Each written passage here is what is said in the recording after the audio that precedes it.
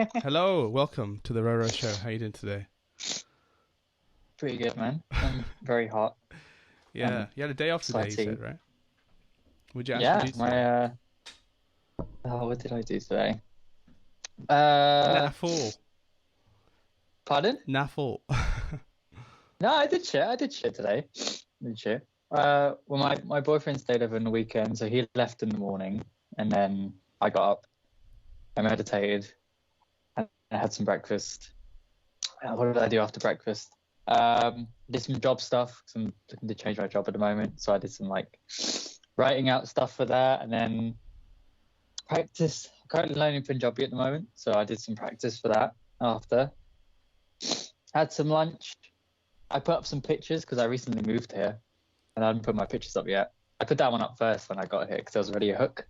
Oh, nice. There was someone like the corner of my room that needed doing, so I put all those up, and that's about it. Yeah, what do you About it. do? What is your what would you define What do yourself I as do? your What do I do? Yeah. What do I do? You've introduced a couple of things now, photography, Yeah. meditation, um what would you label yourself as in terms of like your profession? Well, if we talk about my actual job, Yeah.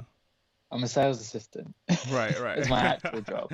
Yeah. Sales assistant and a photographer at Snappy Snaps. That's where I work full time. Just like bring money in.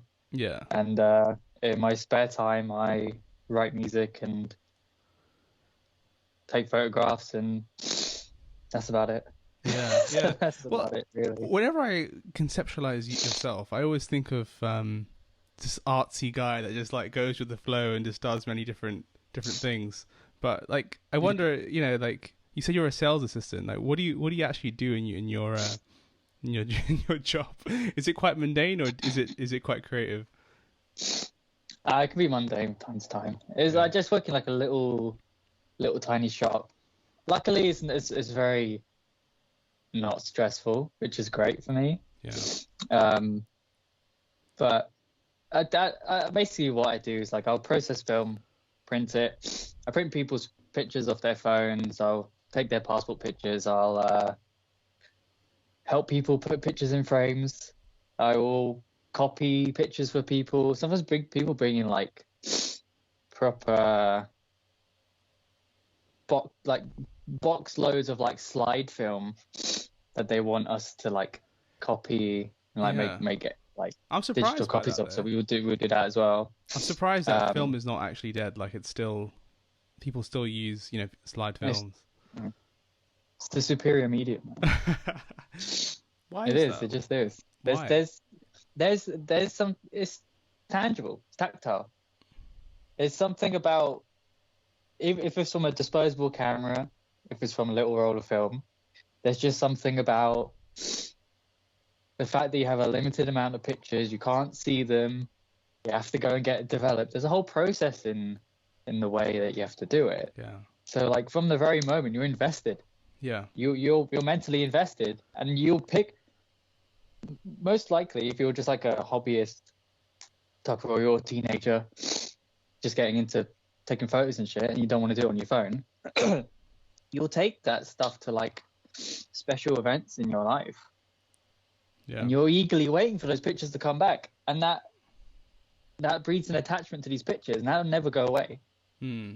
So That yeah. it's worth the money then. It's worth the cost of getting a film camera. Well, even though film cameras are pretty cheap these days, but the actual film itself is where the expenses in developing it. Yeah, I think for the experience is definitely worth it. So a lot. You don't get that with phones and Yeah. digital cameras, man. Like the amount of people that will like. Sorry about my phone going off.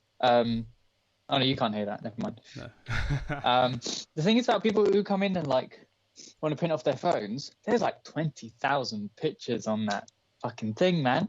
And I'm like, I'm standing there, and they're like, they haven't prepared before they come into the store to like what pictures they want to print. So they're standing there on their phone. They're like, oh, no, I should be going that way. They're like, "Oh, like this, and they're like, oh, I should have done this before I came in. And I'm like, how many of these pictures have you actually looked at since you took them? Yeah. Like how many? Do you remember what you took on here? Yeah. Because there's like 15 of the same picture, and then there's like when it only needs to be one or two, and like you just can't. Yeah. Yeah. I mean, yeah, I guess information overload. that's it. I mean, I guess you're more intentional when you take film pictures because you know you only got like what 30 shots or something, whatever it is, something like 20, 24, 36. Yeah, and so it's like a roll of film. Yeah, I mean, so all the like for your own work that you do, like your personal work and stuff that you create, do you exclusively use film? Yeah. Yeah. Yeah, I exclusively do. Yeah. I was now it's predominantly 35 mil. I did used to have access to an RZ67, so I was taking portraits and landscape pictures with that. I was working in medium format for a bit, but then I no longer had access to that camera. So yeah, primarily it's 35 mil, and it's for that reason alone. There's more reasons, but that's one of them. What is your thought process whenever you take pictures and create maybe a collection? You know, because even for me as well, like I obviously work from home, we're stuck on the computer all day. You know, where does the inspiration actually come from? Like, what inspires you? Whatever my eye is drawn to. Yeah. At the end of the day, if I see something, if I'm not working on a project and I have a camera with me and I'm walking around or I'm out somewhere and I see something and there's just something that just tells me this is worthy of taking a picture of. You could frame this to look quite nice. There's like just something triggers in my mind that's like, you can make this scene look nice. And when it comes to my actual project stuff, I try and keep it simple in that the topic is simple. Like at the moment, I'm creating a little photo book and the topic is clouds. That's it. So I'm giving myself that very broad but simple topic to work around. Anything to do with clouds, I'll try and take a picture of, and that can basically like lead me to anything. So that's like presently what I'm shooting now. That is actually a mix of digital and 35 mil though. Oh yeah. Do you think that you've do you think you've changed in the way you do things? So like I think you said I remember you saying you studied as well, right? You did a course in photography. Yeah. Has that influenced your style as well? Do you think that with age you sort of mature as an artist and you sort of transition, or do you think that are you one of those that don't try to analyze the creative process too much? Because I know some people want to just not think about it too much and just go in with the flow. I used to be like that. I used to be very much like I need to dissect everything I'm doing and make sure everything I'm doing is original. Yeah. And no one's done it before. And it put me in a space where I wasn't creating because I was very egotistical about it. And it was just very detrimental to how I wanted to actually do things. So what's changed a lot recently, especially in the past few months or so, is I've just stopped giving a fuck about making something that's fresh, something that's new, and just making shit that I find fun. Yeah. And as long as at this moment in time, as long as I'm having fun in what I'm creating, that's all that amounts to me.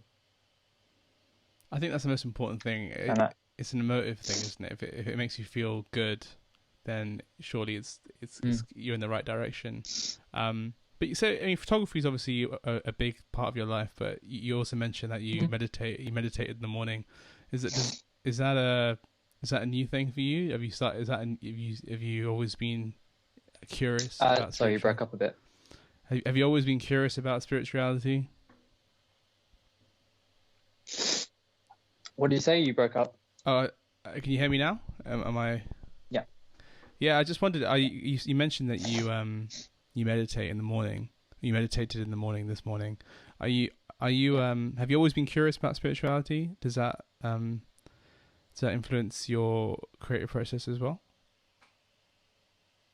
You know what? They don't really go hand in hand for me, No. honestly.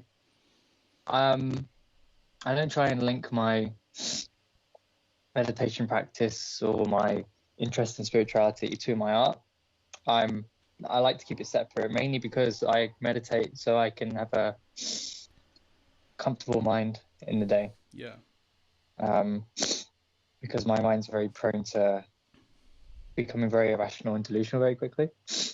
So for me to meditate in the morning, once I'm out of it, it like sets me up mentally for the day to where I can just tackle it as I can tackle the day as the day is, not how I want the day to be, and then get extremely frustrated because every sort of imaginative thing that I've come up with isn't happening. Yeah, I think, and I'm getting frustrated over it. Yeah, I think it kind of sets the tone of the day to a certain degree, right? And I mean, I've been trying to do that as well with yoga. I've been trying to every day spend about 20 minutes or so, or 25 minutes to do some sun salutations in the morning, and it's just amazing how just stretching your body can really just somehow set you up for the day. Like when I'm at work and working from on my computer, it's very much in my head. But you forget that you are your whole body as well as your brain and your mind. So you need to do activities that sort of stimulate everything. But yeah, I think it's good to have a practice. It's good to have a practice that you do every morning.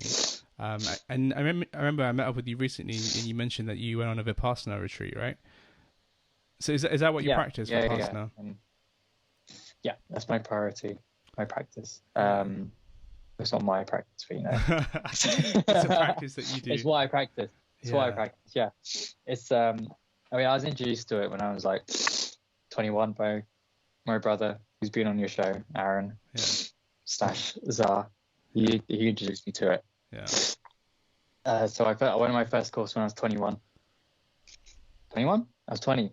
I didn't know what the fuck was going on. That was I just wanted to get through that shit. That was mad. And then I went again 23, 2 years ago, I went again. And that was where I saw the benefits, really felt the benefits of it. Why did you go back? What was your, if you didn't like the first one, or you didn't get anything out of the first one, why did you want to give it another go? Peer pressure? No, I was extremely sad. I was in a bad way. I was just mentally a very, very bad way. That was partly due to just me in a sober state of mind, being just sad in general. I had a lot of hang-ups that I was getting over, and it was partly drug-induced as well. So I was, at the time, I got introduced to acid, and I started abusing it. And I didn't get introduced to MDMA. I was doing a lot of it at the time. And I was doing a lot of drugs at that time anyway. And I think it just fucked up my hormones a lot. And I had like very bad dissociative symptoms. And I didn't know what was real, if I was real, if what I was doing was even worth it. I became very like pessimistic and very negative towards everything. Just very, it's very disassociated from life in general myself. Felt very separated from everything. And going to that course, like even though I was in it, I don't know, in my mind I was like, I know this is gonna help. I just knew there was something in me that was like, I need to do this again. I'm gonna do this again. So I did. Well, I think August 2019 was when I went. Oh, summertime.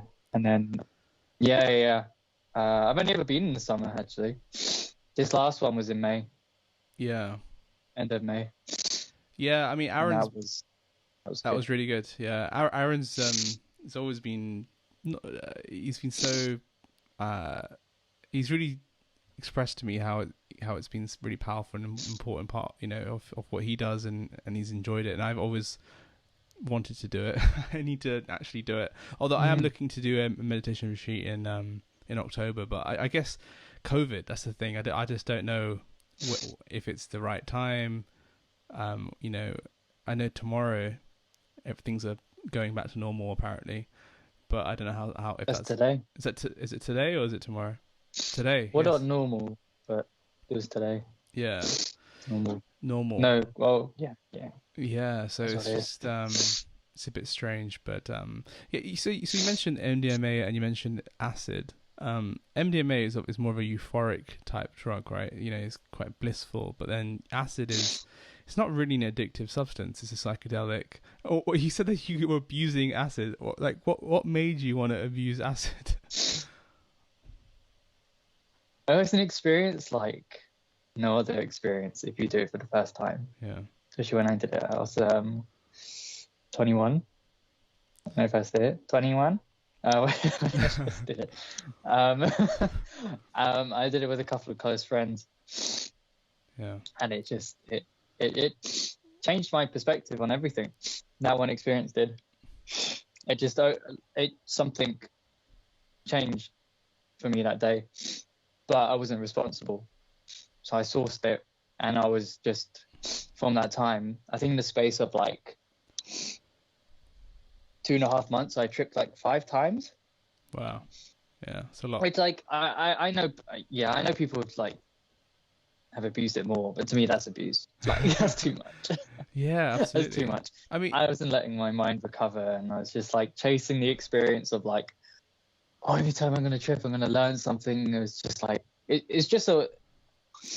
is it insight? You're in a whole other world, man. Do you get? Is it like a spiritual? Is it insight? Do you get quite a lot of insight into your who you are and your being? Yeah. Yeah. I mean, is it like, is it a fun drug or is it more of a spiritual drug? I mean, I guess they both can be the same, but it'll be different. It's different for everybody, and it affects everybody differently. For me, it's very much like. Alright, this is like trying to explain the color red to someone who's colorblind. right. I'll try my best. And it's also been a very long time since I've done acid as well.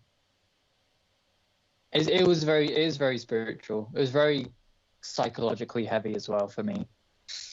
And learning just about how my mind worked, how my body worked, how I fit in everything that is life and just living in reality and whatever. That's what it was more for me. But at the time, it was also an escape for me as well, because I wasn't doing so well, and I thought it would be the cure for what I was going through. And in certain ways, it did help, but in other ways, it did fuck me up for a while. Would you ever do it again, or are you kind of past that? I think being tempted, but I think I'm done. You're done. I'm done with it. I'm done with it. We're done, man. We're finished. I broke up with them a long time ago. Moved on to better things. Back. Moved on to better things like 5-MeO. Dude, man. Yeah. Not yet, man. Not yet. That shit scares me. It is a scary. I don't know. I mean, it's the accounts that I hear about it are very varied. But what scares you the most about 5-MeO? It's not a conscious experience. That's what kind of scares me.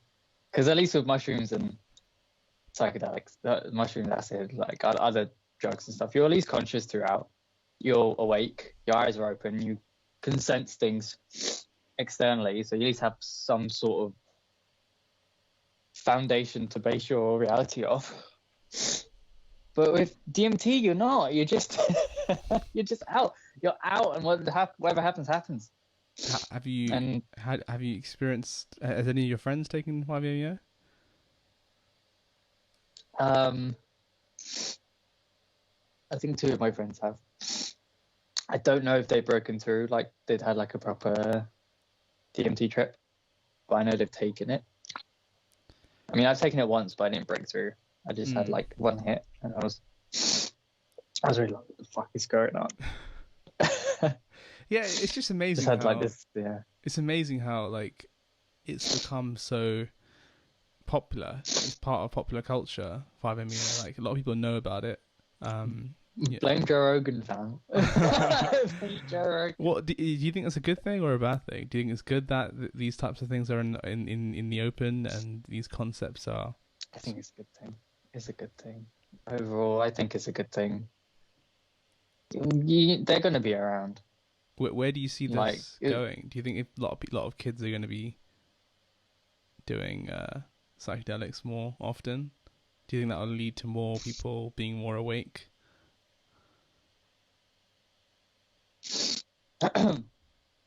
I don't think more so than 10 years ago.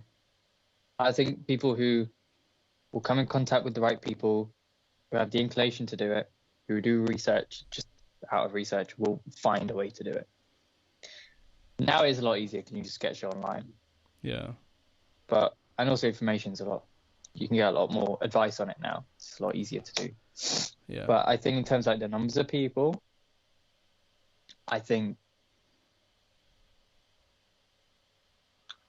I don't know, man. It's a hard question. It is a hard question. I mean, it's I don't know if there's a right answer for it, but I think it definitely opens people to new experiences, right? They get a taste of maybe spiritual understanding or insight, and I think that's a good thing. But I just wonder if it's a phase, it's a fad, like it's a cultural thing, or if it it's something that's is it an evolution of humankind?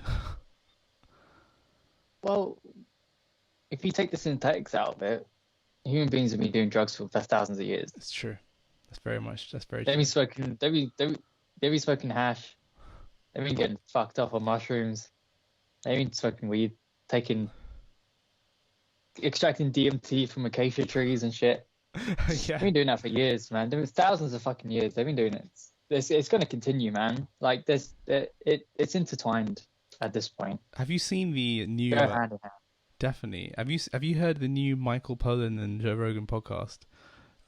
He was talking about caffeine. No. Yeah, he's talking about caffeine and how he gave up Michael Pollan gave up caffeine for 3 months, and then he took it one time, and then it was almost like a psychedelic experience. It's just amazing how caffeine is something that we take every day, right? It's part of our day to day, but we don't realize that it's actually a drug as well. Like we work. Yeah. I've actually started alcohol as well. Absolutely, yeah. Alcohol has been part of culture. It's a drug. Yeah. But exactly. Unfortunately, those at the top dictate what's classed as what. Illuminati, isn't it? It's the Illuminati. Was it like the ultra rich are going to make their own base on Mars or something like that? Make like a ring around. I don't know about that. Tell me about that. I know there's like. Do you know something that I don't know? That like the ultra rich and like the top elites of the world are like planning to make a breakaway society out off in space and leave us to like kind of decay on the Earth and shit. Oh, I've never heard that one before. It's a whole thing. Really? Don't. That's all I know about it. I'm not a conspiracy theorist. That's all I know about it. I watched way too much Joe Rogan when I was like a few years ago and shit. Yeah, so did I. I think now that he's on Spotify, I've definitely decreased my Joe Rogan exposure. I think a lot of people have. Yeah. Yeah. I think his exclusivity deal made him a bit too exclusive. I think so. Yeah. I mean, he does put clips up on YouTube, but that's not the same, in my opinion. But yeah. I mean, it's interesting though. I think his show is very interesting. But it's funny that his show is very interesting. Though. It is. He's an interesting character. I'm not so. The thing is, like, I used to really like him, but now I feel very indifferent about him because I'm like out of that. Yeah. Like out of that culture of watching him because I have no like kind of. I don't have Instagram or Facebook on my phone or anything. I don't really use Instagram anymore. Why is that? I don't. It was adding nothing to my life. Instead, it was just wasting my time. So I deleted it. It's so addictive. Like I have to. Yeah, dude. Like I have accounts. But like I just like I even deleted Reddit off my phone because I would go on Instagram. There was two parts to this, and it was mainly Instagram, where I was observing how I was using it, and it was basically like every post I was spending at least half a second on. I wasn't even reading the caption. I was just seeing a picture and going next one, and seeing a picture, going next one, just filling some mental time when I could be doing something else.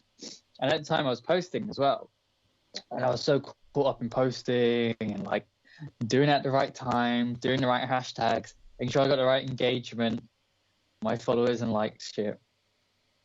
And then the thought occurred to me, I was like, if I'm using Instagram like this, everyone else is using Instagram like this as well. I'm just one of like a million, tens of millions, hundreds of millions of people doing exactly the same thing.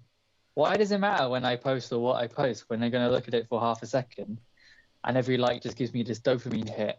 Why am I chasing this? And like when the glass shattered, I was like, I'm done with this. I don't want it on my phone anymore. You're done controlling me.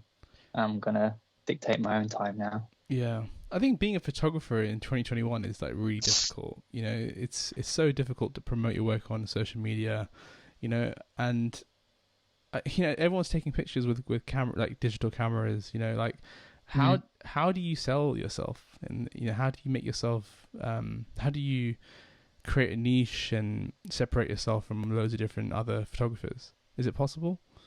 I think it's possible. I do think it's very difficult though. And this might be a very skeptical and cynical way of viewing things, but out of if you take music, paintings, like visual arts, like any artistic process, I do think photography is the one that's been commercialized the most. And because of its intense commercialization, its artistic value has gone down along the way. Really? Drastically.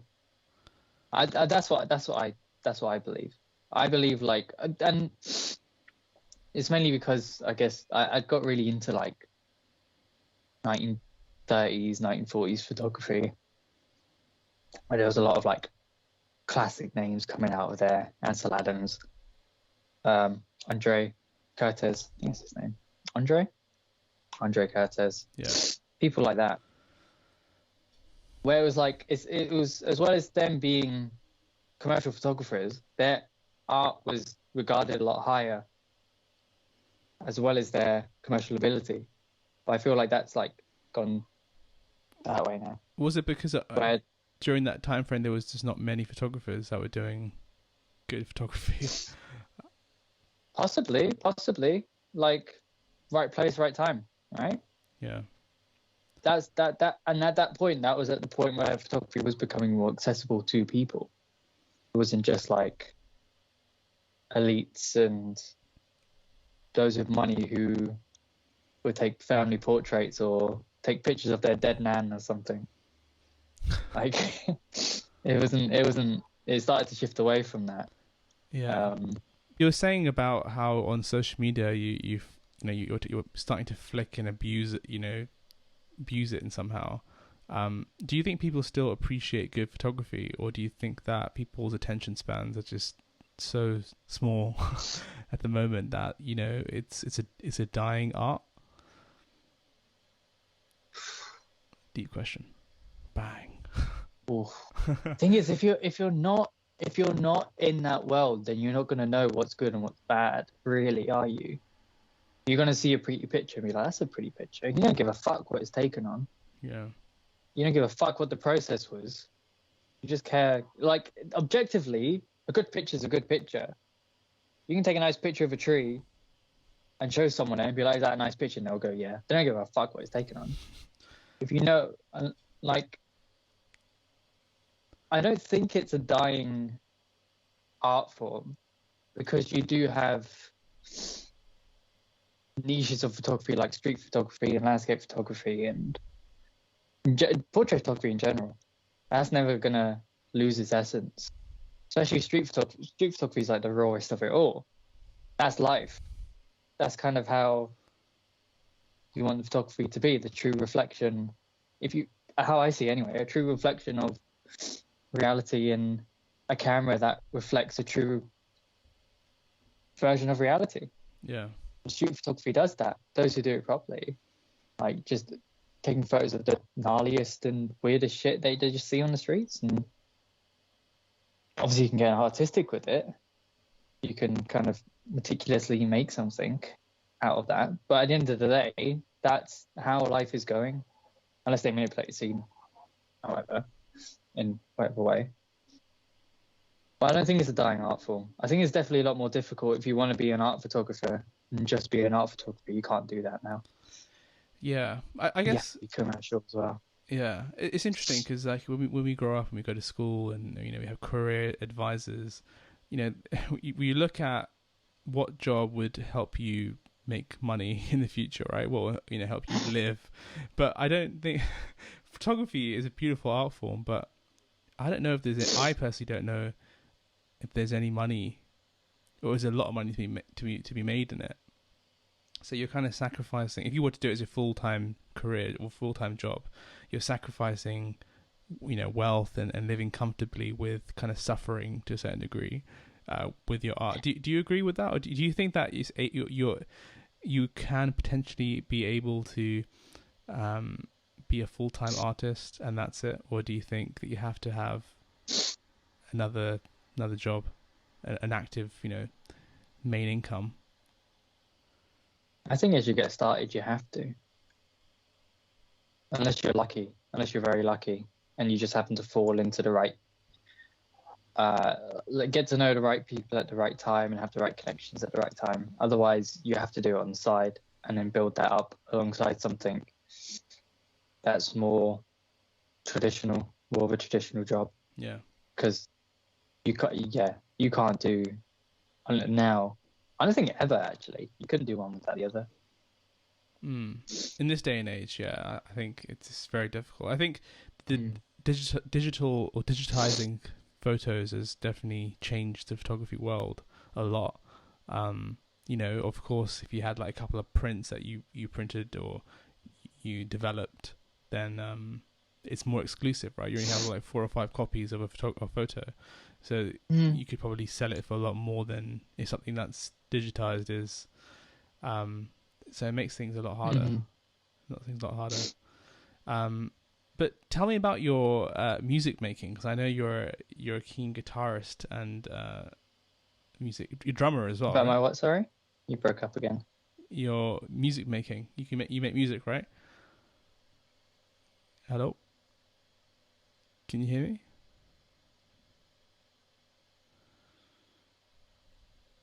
Can you hear me now? It's me. Yeah, that was me. My internet cut out for a bit. Oh, no worries. Hello. Now, I was going to ask about your music making process, your music making.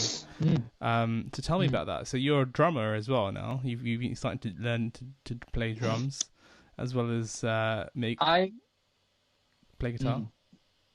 So I'm primarily a guitarist. I see myself as a guitarist through and through. So I've been playing that for longer, more consistently. And that's why I write on. But I learned drums when I was like 16. Yeah. No, before that. 15, 16, I learned to play drums. And then I stopped for a really long time. And then this past couple of months, I started playing every week again. I just hire an hour pirate studio and I practice.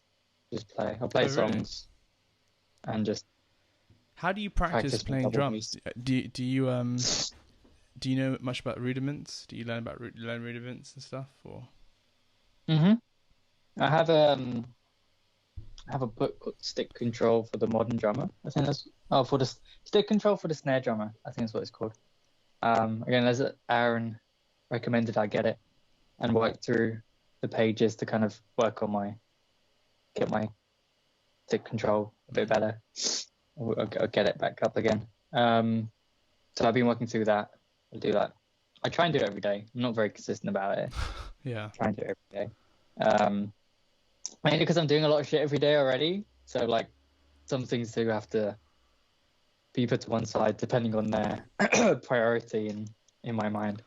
But I do make sure every week I will go to Pirates for a week and I'll when I'm there, I usually am just playing along to songs, or I'll spend like I like that. I play the double bass pedal. I like playing metal, so I spend like the first 10-15 minutes just working on my double bass speed, just small practice stuff there, and then I start working on songs afterwards. Just like, again, I'm having fun doing it. That's all I'm playing drums for. It's like I had the itch to do it again.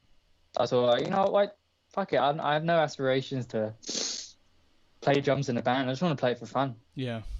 So I thought I just do that. That's what I've basically been doing at Pirate Studios every week.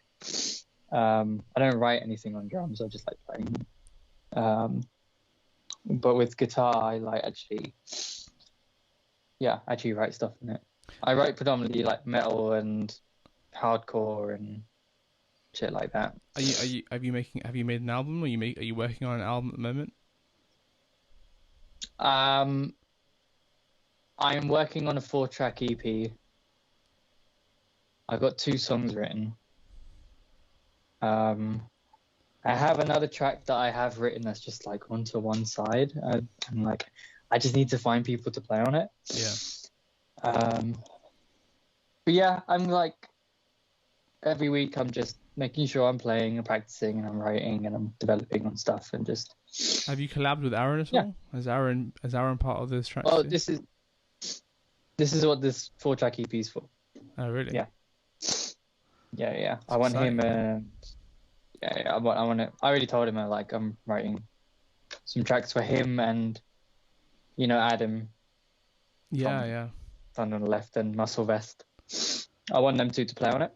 So I'm writing songs for that purpose, and in my mind I've got 2 done, and I've just got 2 more to go. Yeah. But they sound pretty in my head. They sound pretty pretty. Yeah. Pretty cool. I like it. I think it's really cool to make art with like your friends or with different people, and it's just like it's such an interesting experience. Like you people have such different ways of doing things or creating things. But I feel like with myself anyway that like for songwriting it's a very solo activity. It's like you in your room just like coming up with these different ideas, but then when you share it with with the band and stuff, and everyone comes together, it turns out to be completely different to how you envision. It's a good thing because like you don't necessarily hear different things, and then but it's really cool that you are working on that. Have you worked on any music in different genres, not just hardcore metal, but any others? I do, but I don't write it. It's in your head. When I it's mainly because that's what I use my practice time for. When I'm practicing, I'm not playing metal. I'm basically learning music theory as I'm practicing. Yeah. So I'm working on like jazz harmony and mainly jazz harmony and shit like that. I'm just trying to figure out different scales and chord progressions and what to play over them, and yeah, that's what I do in my practice time. But I don't necessarily write in jazz or rock. I don't really write rock stuff. It's more on the heavier side because what I practice I try and incorporate into metal. Yeah, into the metal playing. Oh, that's pretty cool. So you learn about different types of techniques and devices and put that into your music making. That's what I try and do anyway. I pretty much because like I like the metal, and the metal that I like is very heavy, harmonically dense, and just all over the place as well. I do like really out there sounding metal. Yeah. That's what I gravitate towards the most. Like, yeah. So that's like kind of in a way what I'm trying to do. So that's why I like in my practice time I'm trying to build up my technical ability so I can take that into the writing process when I get down to it. Yeah. How's COVID affected your creative process at all? Has it had any effect at all? I feel like this last year and a half we've been isolated. I don't, maybe if not for you because you work at a shop in Snappy Snap, so it's different. But do you feel that isolation has sort of affected the art that you make as well? Yeah, I did less of it. Yeah, I mean, I did way less. you would think that with all that time that you had or have, you would make more things. But even me, I haven't made much. Like, it's crazy how time flies. No. Well, I got furloughed 3 times from work. And actually, my goal, what I did in the first lockdown is I wrote a load of demos. And they're still sitting on my computer. I need to go through those, but I wrote a load of demos I wanted to work on. And I did next to none photography. Cause I just did not have I didn't have the will to do it. Like during that whole COVID time, my mental health deteriorated Really? drastically. It wasn't very good. Yeah. So it just got I wasn't in a good spot because I just had so much time on my hands and I wasn't using it very well. So and my photography suffered through that time. But I still was managing to play guitar pretty much every day. Yeah. Do you think that so at least had something that I was doing? Do you think you've recovered from that now? Do you think that you are in a better state than what you were before? 100%. Yeah. Yeah. Yeah, much better. Because that's why I went to Vipassana again. Yeah. Kind of reset myself. Yeah, it's amazing how these retreats have a big effect on mental health. A lot of for example, at my workplace, they've started to have this mindfulness group. So every 2 weeks or so, they have a 20-minute session where the whole team would do, not necessarily everyone would join, but it's optional, but people would do mindfulness. But what do you think about that? Do you think that mindfulness or Vipassana is a spiritual thing that should be done in a spiritual way, or do you think it's okay for corporates and companies to use mindfulness for mental health benefits? I'm very opinionated about this topic. What have I started? Okay, so I think the initial premise of it all, in that getting your employees to think about their own mental health in the workplace, is a good thing. I think that should be done. However, it shouldn't be done to increase productivity for the people at the top, which is what I think it actually does. Because there's 2 ways that you can tackle a spiritual practice. Is just doing it for the sake of it, just ticking a box every morning saying I sat down for 10 minutes and breathed through my nose. Or you can actually understand the practice that you're doing and why you're doing it, and to try and implement what you do in those 10 minutes to the rest of the hours in your day. And that's what I think is missing from that corporatization of adding mental health to a workplace. And I think the two go hand in hand. The practice and the meaning of it, why, they have to go together. You can't just have to practice without it's figuring also, out how to use it. It's also dangerous as well, because I've read about how with mindfulness, you gain insights, right? But there's also there's energy and there's body shifts, and there's certain things that people can experience, and if the teacher doesn't necessarily explain to them some of the things that could happen, there could be some issues there too, right? It's almost like also that Michael Pollan was talking about coffee and coffee breaks, how they've been implemented into workplace, right? The corporates or companies don't mind giving their employees an hour break or half an hour break to have coffee, because it improves productivity. So that even though they're decreasing the time they get at work, they will probably be more productive if they have their coffee. So it's kind of like mindfulness is sort of evolving and being incorporated into workplaces to benefit corporates and making money, which is a bit strange. But then you think that if it is helping the workers' mental health, then maybe it's not such a bad thing. I don't know. It's difficult. Yeah. So, what do you think, man? Do you think that we should? I should tell my head of department to not do mindfulness. No. Like, it's better to be than not to be there.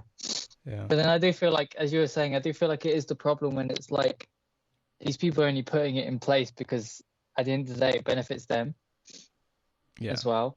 Yeah. Like, it may not necessarily. No, well, it should benefit the workers as well, but to what extent? If you're not also trying to like implement it into your everyday life, except rather than just at work to make money for someone else, you know? Yeah. And I feel like that, especially in, well, I can only speak from this side of the culture of like the Western experience of that kind of thinking. That's what it's turned to where it's lost its initial meaning. It's just become, and it's just become like, let's just make more money, you know. Well, I do think it's interesting. Like maybe it will change, but sometimes I do think when you learn about spirituality and, you know, meditation, you learn that there's more to life than just making money, right? And living a materialistic life. But then at the same time, you are a human being that has to live in this life, right? Live in this world. Yeah. So even though you start to disassociate, you know, with who you are and living in your day to day, you somehow still have to live in the world, and it's really difficult. Yeah, that is true. But then I do believe ultimately you do have a choice in how you tackle that world that you live in. How you react to the things that you encounter every day, who you associate with, where you work, how you associate with your work colleagues, what kind of people you surround yourself with, what kind of vibe do they have?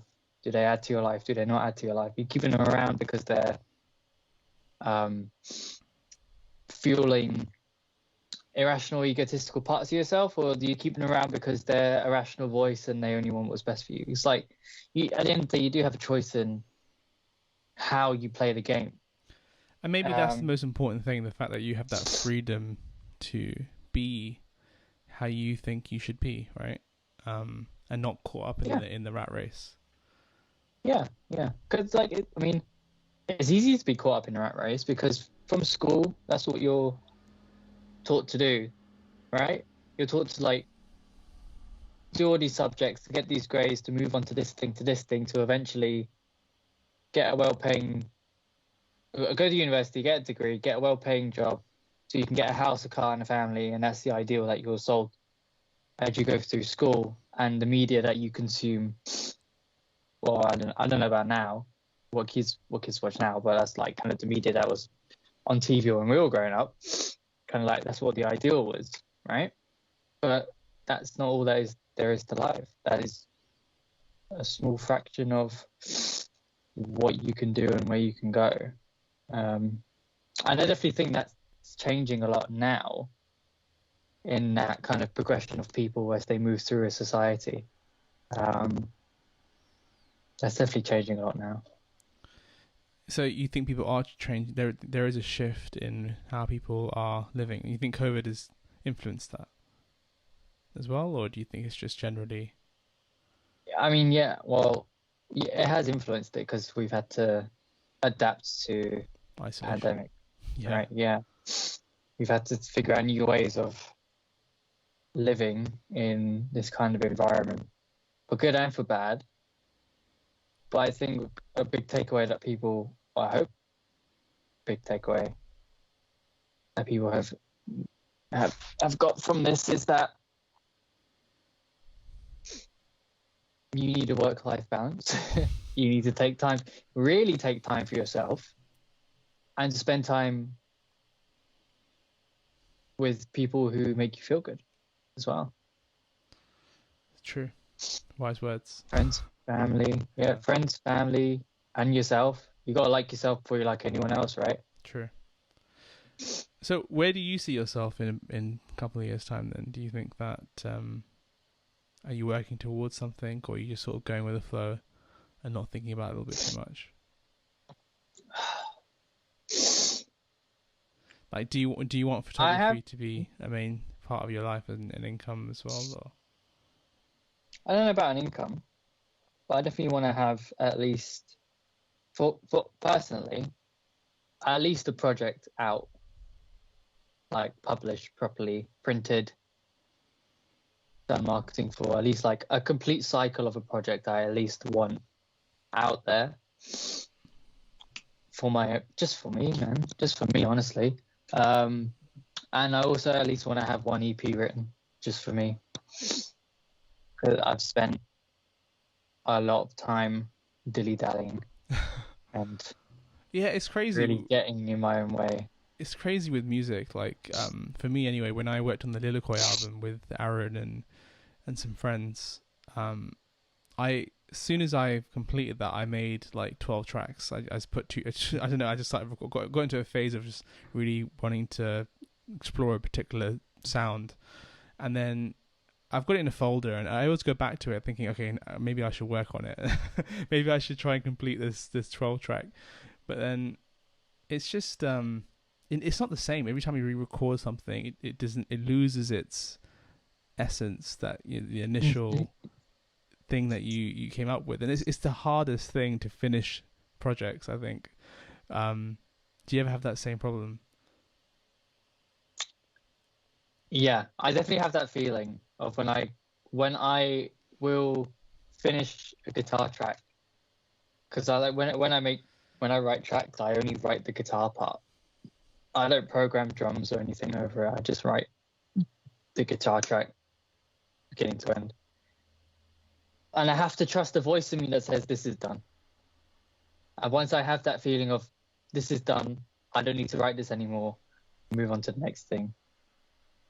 So like, but beforehand I was very much like, I wanted to get things done as soon as possible. That was my issue. I wanted things done there and then. Yeah. And I didn't want to refine it. I didn't want to go over it. I wanted the first thing I wrote to be it. And it just ended up just be writing some absolute terrible shit, and then there'll be some nuggets in there now and then. But ultimately it was incomplete. Like, yeah, as you were saying, I have a lot of photography projects that I haven't even started, but I have ideas for. And I have photography projects that I've started and not finished. But I think you get over that with time, in the sense that as you slowly refine what you're doing, you start to trust that voice that says in you, this is done. Definitely. You don't need to work on this anymore. Yeah, I think as you grow as an individual, you sort of have like an editorial standard, and you also have like a sort of a compositional standard, like what you like and what you don't like. But yeah, hopefully with time you sort of stop dilly-dallying and sort of know when to stop on things.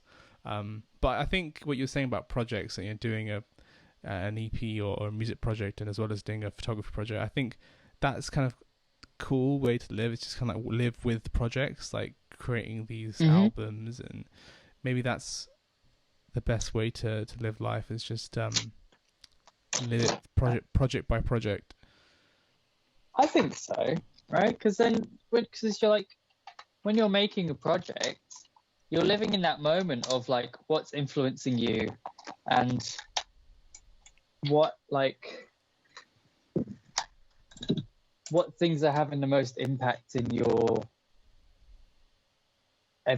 everyday life, and you try and emulate that in what you write. And I think that's quite a beautiful thing, because you're living in that moment truly.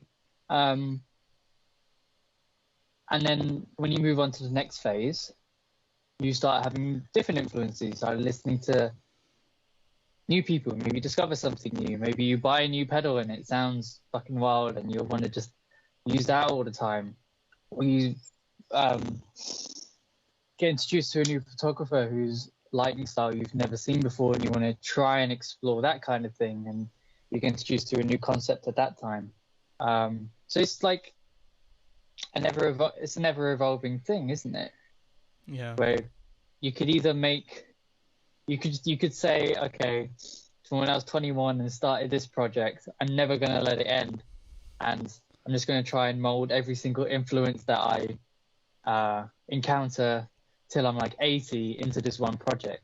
And it's like, that's not really going to work, because then it's a bit all over the place, isn't it? Yeah, I think it's a time and place thing, right? It's like this interception. It kind of shows who you were at a particular time frame, and that's what's really cool. Like when I listen back to Lilikoi, there's certain innocence that I can hear from it, but maybe no one else can actually hear understand it. Maybe these projects are quite selfish, they're quite self-indulgent, but maybe also it shows people a particular part of your personality. So maybe there is a like when you make an album, do you make it for yourself, but you also want people to listen to it, right? So do you do it for yourself, or do you do it to share a particular part of yourself to others? While making this EP, I've not actually thought about if people are going to like it.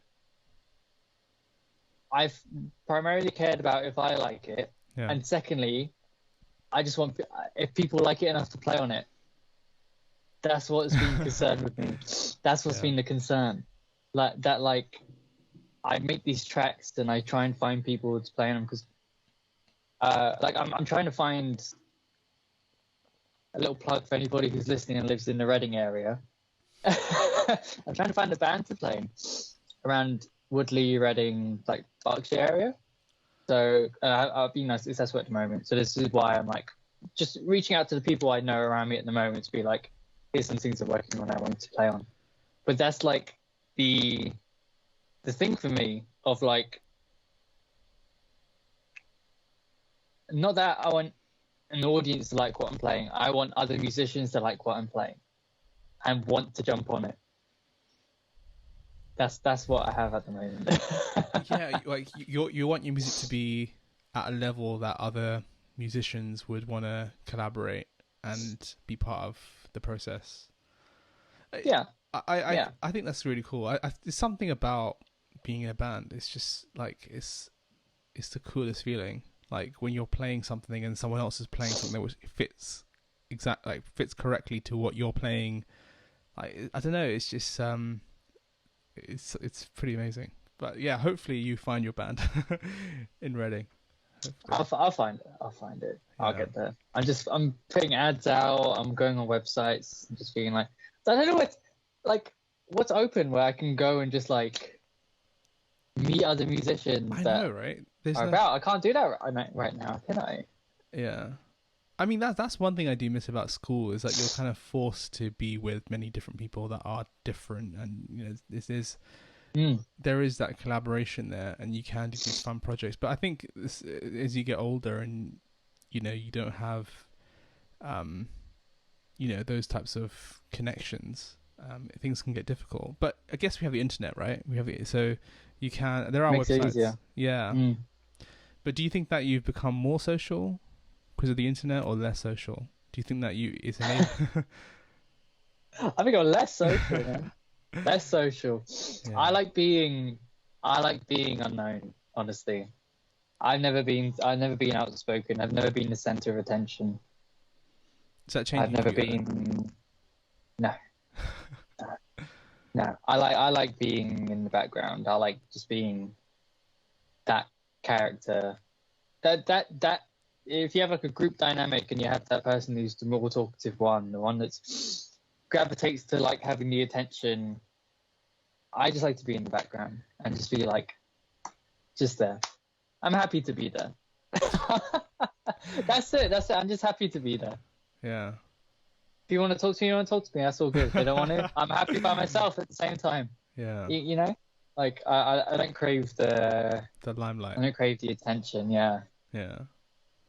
But then it's also kind of a bit of a dichotomy in that, like, I make loud music. I make really aggressive loud music. Yeah. That's very and I want people to vibe with this aggressive loud music.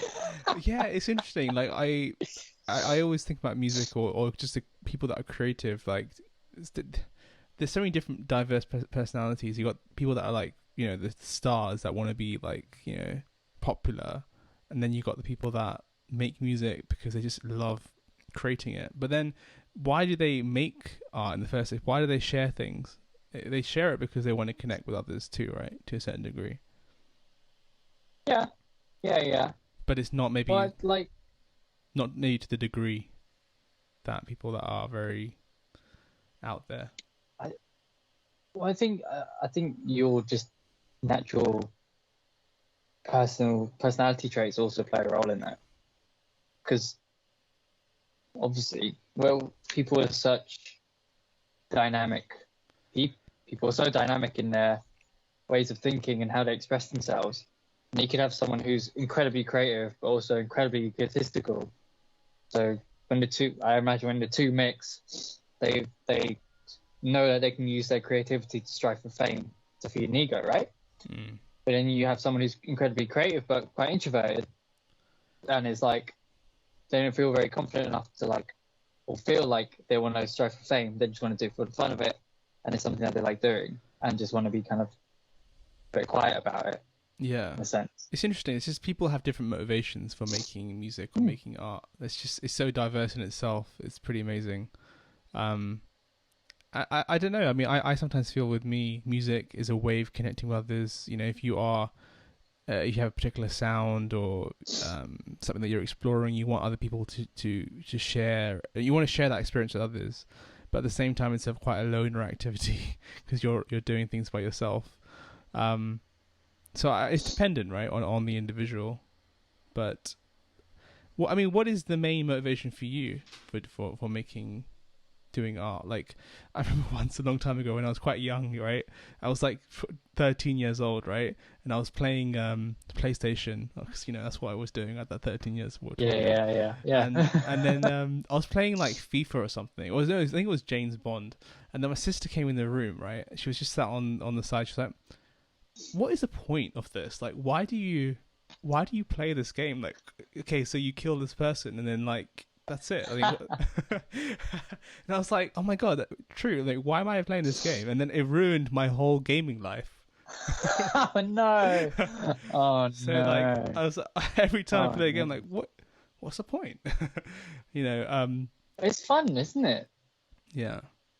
There's something in you that tells you it's just fun. Yeah. But like, there's a childlike aspect to it all, right? Yeah, but I guess with art, like there's a product in some ways, right? There's something that's formed out from nowhere, right? But but the process you enjoy. Yeah. The process you find fun.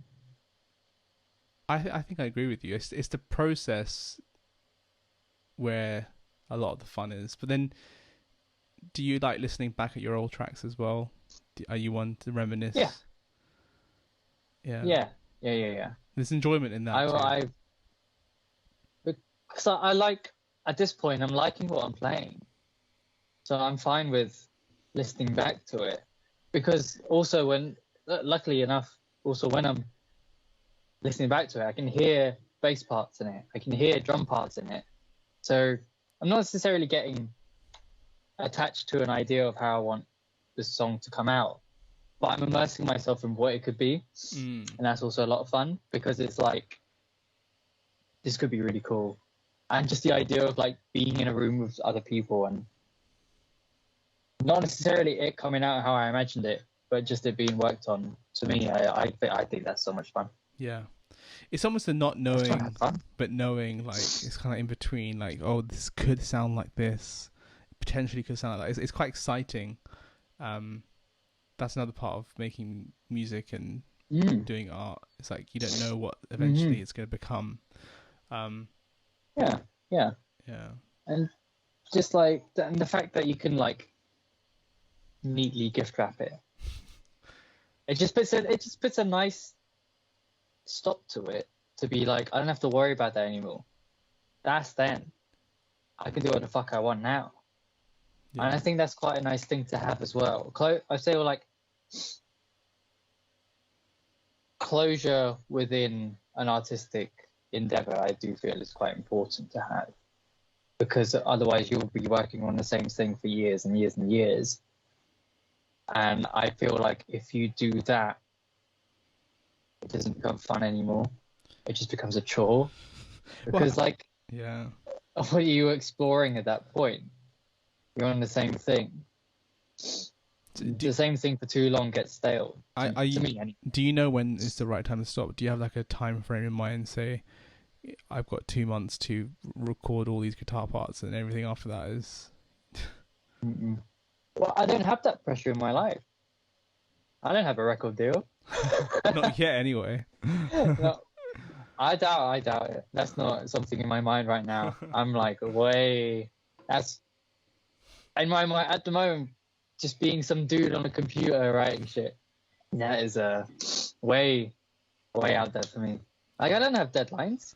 I have like arbitrary deadlines I've given myself. I don't really spending 5 years on this EP. Yeah. You know? But like in terms of like a strict date, I don't have them. I'm just like writing. I make sure I work on one track at a time. And I just have to trust myself when it gets to the point where I feel like I can't work on it anymore. And I feel like it's coherent enough. And when I listen to it, I'm like, in my mind, it flows. I just have to trust myself that that's done. And then move on to the next. Like one of the tracks I finished, it took me about a week to do. Another took me a couple of weeks. This one's taking me like 3 weeks to do now. And just like the time is irrelevant to me because I know I'm going to get it done. And if I think too much about the time, I won't do it. Yeah. Because the time becomes the priority, not what I'm working on. Yeah. Maybe it's best not to overthink it then and just go with recording. No. Yeah. Because like I don't know about you, but there's a point.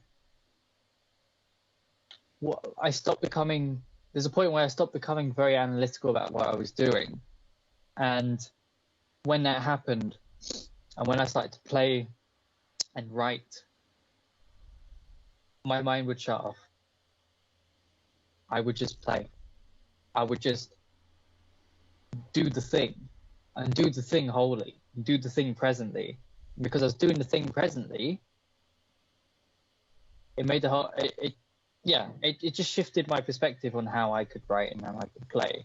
In that I'm just no pressure, no time constraint, just do it. I think there's something. What's putting pressure on yourself? Definitely with playing guitar, there is something very flow statey about it. Like you can just get into this weird. Time can just fly, and you're not even thinking about time. It's just so strange. I know, yeah. It's quite beautiful, but I think maybe that's another reason why I like making music or just doing creative projects is that you experience that. You experience that side outside of yourself, really, where you're not really yourself anymore, and you just go. So it's really hard to describe. I know what you mean. Though it's like you reside yourself into like another part of your mind. Yeah. That's so connected to yourself and the instrument that you're playing, to where if you're really in that flow state, the idea of self goes out the window. Yeah. And you just do the thing.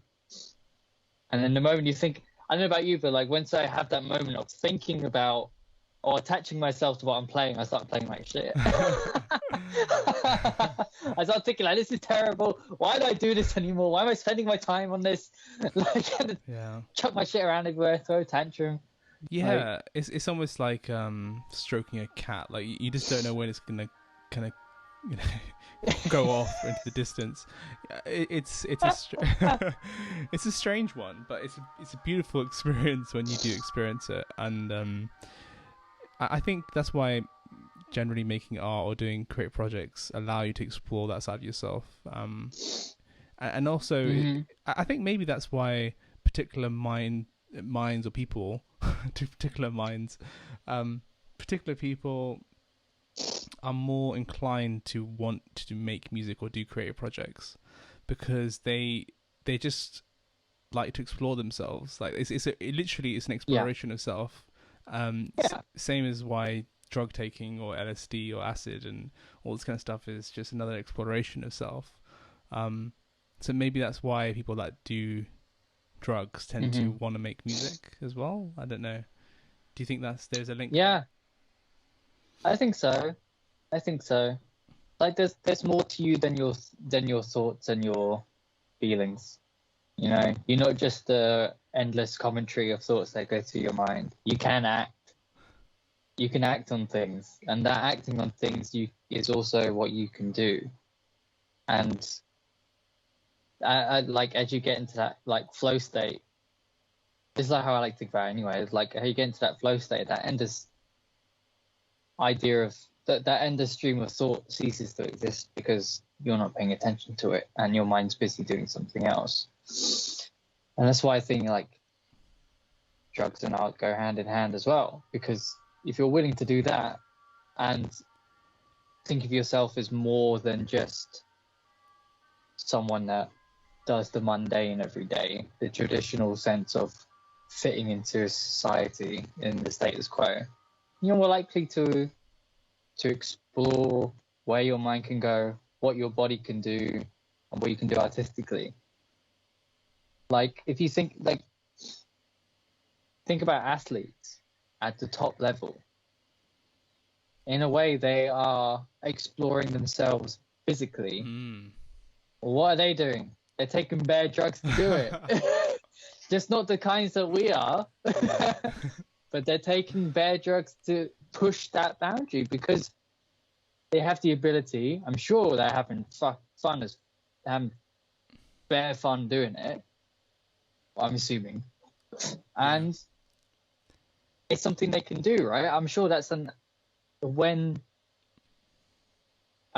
guess I've had this experience, I guess, like just playing football recreationally. Stop thinking, man. I'm there to play football. I'm a very competitive person when I play sports. Yeah.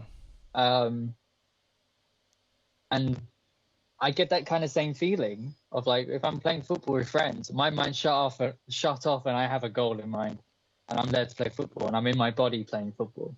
And that's what I imagine, like, that's how athletes feel as well when they're at their top level. They ain't thinking, they're just acting. They're exploring that part of their mind that can live through their body, either fighting, ball sports, athletics, whatever it is. It's another similar thing. It's another exploration of self, right? But what's interesting to me is that you were saying that when you play football and stuff, like you stop thinking. Can you really take credit for your own art if you basically get to a point where you're not even thinking about yourself and you're not are yourself at that point because you're not really thinking like you? Well, what is you, man? What is you? Yeah. What is you? Am I the body I live in? Am I the thoughts that go through my head? Am I the voice that's speaking to you now? Like, what are you? Yeah, it's just crazy that if it's true that there is oneself, who knows? Rumor has it there is. Then it's the same. It's the same. I got some mushroom friends that beg. I don't say beg to differ. They agree. They agree. They agree. Well, if that's the case, then it's just interesting how the same being is playing all these different roles, doing different things. You know, is competing in marathons as well as making hardcore, metal music. It's just so interesting if you were to look at things in that perspective. Do you ever find yourself thinking about that too much, or do you tend to just not overthink these things? If I'm in the right frame of mind, I will, because it's nuts, and I find it really cool. Yeah. That, like, I think it's good to. Now I like looking at it in the terms of I can think about it by not getting attached about it as well. In that, for whatever forces and whatever has happened, I don't need to know why. I just know that I can do these things, and I'm able to do these things. And I've learned that in the process of me analyzing, attaching, and getting in my own way, that's a detriment to me. That's a detriment to myself. That's a detriment to how I act. And I've learned that how I act in terms of expressing myself in these ways is what matters to me the most. I don't remember what your question was. I'm sorry. No, I think I went off on one. Yeah, there was no thought in that one. No. No, I think I got what you were saying. It's just sometimes you get in your own way if you think about things, but sometimes it's good to think about them and ponder over them. But I think it depends on where you're at and what you're where you're at in life and what you're doing and who you're with, and it's just it's fascinating to me. But I think sometimes it's just fun to just live your life and take it day by day, not be too yeah, man. Yeah. Like, when are you living? You're living now, right? Yeah. You're not living 5 years ago, and you're not living 5 years in the future. So what's the point in stressing about what may or may not be and what has gone before? You're living now. Yeah. Enjoy what's happening around you. Yeah. Definitely. I think so. I think definitely doing creative projects, and it's almost like you explore a particular moment of yourself in that time frame. I think that's beautiful. I think that's a way to live, and take it project by project. Maybe that's what you need to do. Otherwise, you can get so overwhelmed with everything that you just have to filter down and work on something. I think maybe that's a creative mindset thing, where people that are creative can think about things so in such weird ways, right? They can explore particular realms of possibilities that you sometimes need constraints in your life. You need to have limits on yourself, or habits, or daily practices, because you can go freeform, it could just be like jazz. You can live life like jazz. Not the worst thing in the world. You might fuck yourself up, but well, even jazz has some rules, I guess. Depends what kind of jazz. That is true. That is true. Unless you're going straight up freeform shit. Yeah. But otherwise, you stick to that circular fist, man. You don't break out of that. Yeah. You play your dominant chords. You play your dominant 7 chords. Yeah. You play your flat 13s and shit. Yeah, you know your stuff, man. You know your stuff. Hey, man, yeah. I've been doing this shit for a while. Amazing. I actually don't know that much. I don't know. I'm still figuring out, dude. It's a minefield. It is a minefield. It's a minefield. But mate, it's been very, very nice speaking to you today. Thanks for having me on. We've gone deep. Gone deep today. Good conversation. Definitely. You should come back on again. Going deep with Cass and G. I love that. Throwback. Throwback, indeed. Maybe I'll name this show that particular. Whatever happened to Cass and G? Oh man, who knows? I think he's still around. Devoured by his wolf shirt. There was Ask Questions, right? He had his Ask Questions, or Cass and G, the second channel that he had. Where he would. I don't know. He had this show, like, it was amazing. It was a Cass and G, like, Ask Cass and G show. Oh, yeah. Wait, he went out on the street and, like, picked the topic. And... No, that was his main channel, but then he had a second channel. That was his main. Okay. Yeah, the second channel where he would, like, do, like, Q&A. but in a really funny way. Like it was like a green screen in the Oh, I background. never watched Dude, that. I will send you a link. Like it is so funny. Even though it's like super old now. Okay. But yeah. Anyway, man. Yeah, that'll be interesting to see. Very nice talking to you, and we will catch up again soon. But yeah, come back on the RoRoShow, and I'll put your links below with your photography and music and everything that you do. Oh, yeah. Just pop my website down there. That's the easiest thing. Fair enough, man. I'll definitely do that. All right, man. Take care. Have a good evening. Take care. Yeah, you too, man. It's been good. Speak soon.